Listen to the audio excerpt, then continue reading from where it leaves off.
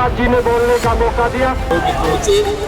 तब आनंद फानंद में और जिस तरीके से राहुल जी ने पार्लियामेंट में इन झुग्गी बस्ती वाले हमारे साथियों की आवाज़ पहुंचाने का काम किया, उसके बाद आनंद फानंद में रेखा जी ने ये बात कह तो दी है, लेकिन उसके बाद ना तो कोई ऑर्डर आया है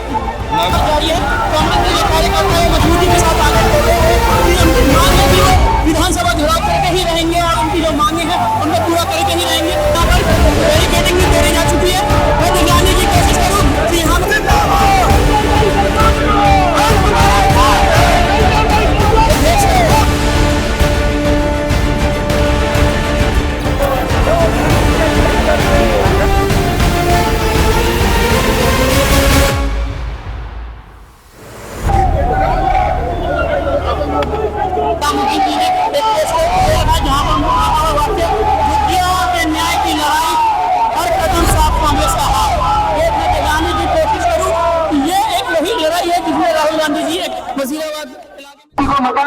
कांग्रेस की तरफ से बात की जाए, कांग्रेस की तरफ से विधानसभा घेराव की तैयारी की गई थी, जिसमें तमाम जो कांग्रेस के कार्यकर्ता और जो अध्यक्ष जिला अध्यक्ष, तमाम जो ऑब्जर्वर भी है, साथ ही निगम पार्षद भी है, पूर्व विधायक भी, इन्हें सब मौजूद है यहाँ पे। इन्हीं लोगों से हम जानने की कोशिश करेंगे और क्या मांगे हैं रेखा गुप्ता की जो सरकार अभी दिल्ली में, जो दिल्ली में जो रेखा गुप्ता की सरकार है, क्या मांगे हैं? वो विधानसभा घेराव की तैयारी भी कर रहे हैं।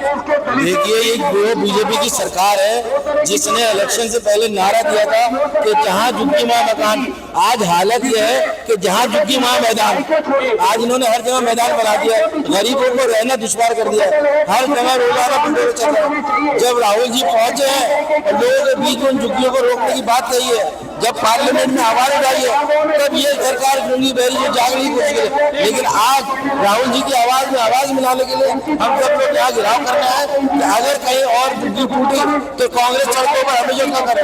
बीजेपी की तरफ से बयान आता है कि झुग्गी की देन दो कांग्रेस के टाइम में है, झुग्गी भी कांग्रेस के टाइम में ही बनी दी है धीरे धीरे। हाँ, हमने गरीबों को बसाया दिल्ली के अंदर, कांग्रेस हमेशा सबके साथ देती है, गरीब से गरीब आदमी के साथ है, तो उसके लिए हम लोग लड़ाई लड़ेंगे।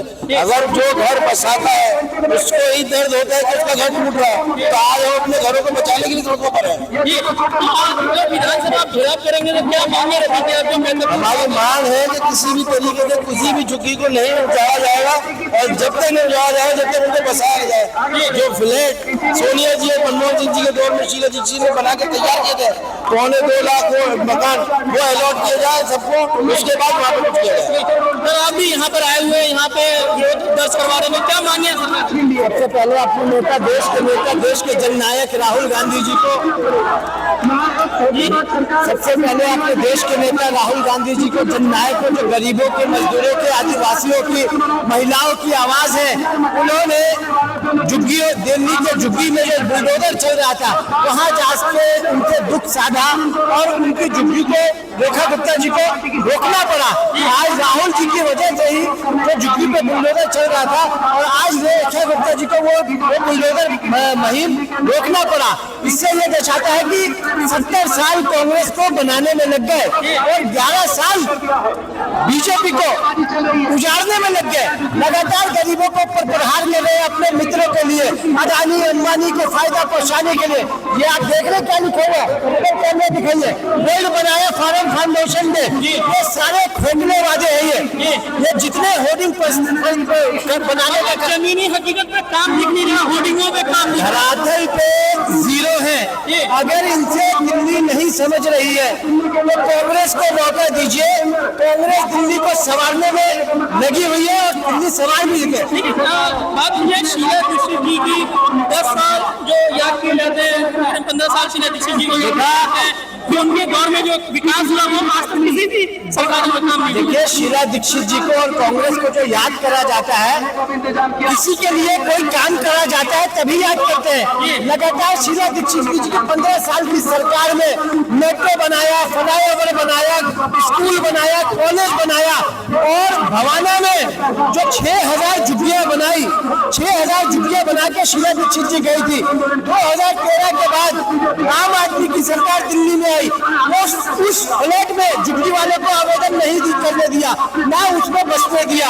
उसके बाद दिल्ली में जो है सरकार बनी है, 6 महीने हो गए इस सरकार को, आज वो फ्लैट ऐसे ही खाने धरातल पर जीरो है और ये सिर्फ मोदी साहब और अपनी मंत्रिमंडल का प्रचार इनका जारी है। आप भी यहाँ पर आए हुए, यहाँ पे विरोध दर्ज करवा रहे हैं और विधानसभा चुनाव की तैयारी भी कर रहे हैं, तो किस तरह से मांगी है आप लोगों को? मेरा ये मान है 6 महीने के अंदर में रेखा गुप्ता जी ने दिल्ली को बर्बाद कर दिया, दिल्ली को पूरी तरीके से बर्बाद कर दिया। जिस गरीबों ने कैसे कैसे पैसा जमा करके झुग्गी बनाया, अपना मकान बनाया, आप उससे जाके पूछिए ना कि बेचारे रो रहे हैं, रोड पे सो रहे हैं उसके छोटे छोटे बच्चे। आई यही सदर बाजार के अंदर में जो पटरी वाले थे उन बेचारे को सबको पटरी से हटा दिया गया। आज एमसीडी वाले, पुलिस वाले, उनसे जो पहले 500-1000 रुपए दे के पटरी पे दुकान लगाते थे, 1000-1500 रुपया कमाते थे रोज का, आज उससे 8-8 हजार 5-5 हजार रुपए लिए जा रहे हैं। वो पटरी हटाने के बाद फिर लग गई पटरी, क्यों लग गई? रेखा गुप्ता जी रेट बढ़ाने के लिए रखी थी क्या? मैं ये पूछना चाह रहा हूँ। तो आगे क्या मांगे, क्या मांग रखेंगे विधानसभा चुनाव में? यही है हमारी कि भाई किसी झुग्गी झोपड़ी बिल्कुल नहीं टूटना चाहिए, जो राहुल जी ने कहा उस बात पे होनी चाहिए। और भी हम लोगों से जानने की कोशिश करेंगे। यहाँ पर आप भी यहाँ पर आए हुए, यहाँ पर विरोध दर्ज करवा रहे हैं और विधानसभा चुनाव की तैयारी भी कर रहे हैं, क्या मांगे हैं? किन 3-4 मांगों की बात की जा रही है? देखिए, मांगे यही है लगातार इस तरीके से कांग्रेस शुरू से लेके और अब तक जो लड़ाई लड़ रही है, हमारे नेता राहुल गांधी जी 4000 किलोमीटर इस देश की सड़कों को नापा, पैदल चला, भारत जोड़ो यात्रा की, भारत जोड़ो न्याय यात्रा की 6.5 किलोमीटर की, लगभग 10,000 किलोमीटर राहुल गांधी जी पैदल चले।